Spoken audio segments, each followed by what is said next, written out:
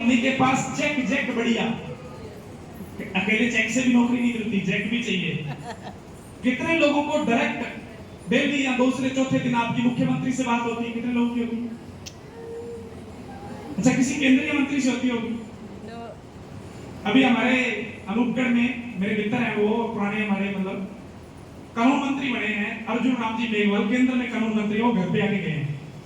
तो मेरी तो बातचीत होती है उससे, पर अगली सरकार में वो कानून मंत्री रहेगा कि नहीं रहेगा ये मुझे भी पता नहीं है। ऐसा ना, वो मेरा बेटा क्या बात स्कूल में था,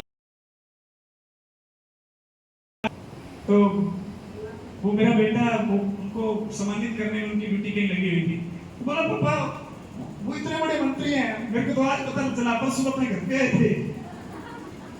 मैंने कहा बेटा पुराने अपने जानकार हैं, मतलब इस तरह से तब आ गए वो। क्या जब भी आते हैं तो हमारा साथ में एक मित्र है, तो हम पूरा मतलब ग्रुप है उस हिसाब से, तो उस हिसाब से आ गए। मेरे कहने का भाव क्या है भी, चेक चेक सारी सुविधाएं अगर आपके पास हैं, बच्चे को नौकरी मिल सकती है, और अगर नहीं है तो फिर अकेले आप एजुकेशन के भरोसे पे मत रहिए साहब। पढ़ाइए लिखाइए बच्चों को, लेकिन बच्चे के दिमाग में नौकरी मत डालिए। नौकरी का जमाना था जब पढ़े लिखे लोग कम थे, सरकार को लोग ज्यादा चाहिए थे। उस वक्त सरकार लोगों के पीछे भागती थी, नौकरी कर लो नौकरी कर लो, और उस टाइम लोग नौकरी करते नहीं थे।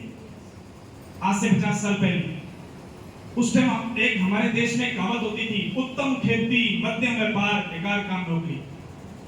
नौकरी करने वाले को लोग मुलाजिम बोलते थे। क्या बोलते थे? ये तो मुलाजिम है, सरकार का मुलाजिम आदमी। यस और नो?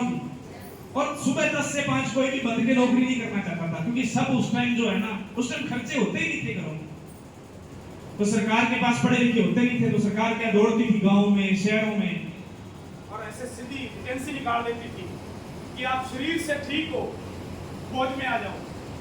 यस और नो जी?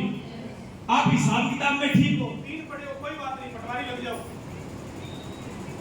10 पढ़े हो बैंक में आ जाओ, 10-12 पढ़े हो ये टीचर बन जाओ साहब। यस और नो जी? उस टाइम सरकार के पास पढ़े लिखे लोग होते थे मात्र 15%, और सरकार को जरूरत होती थी 85% की। यस और नो जी? 85%। और जैसे जैसे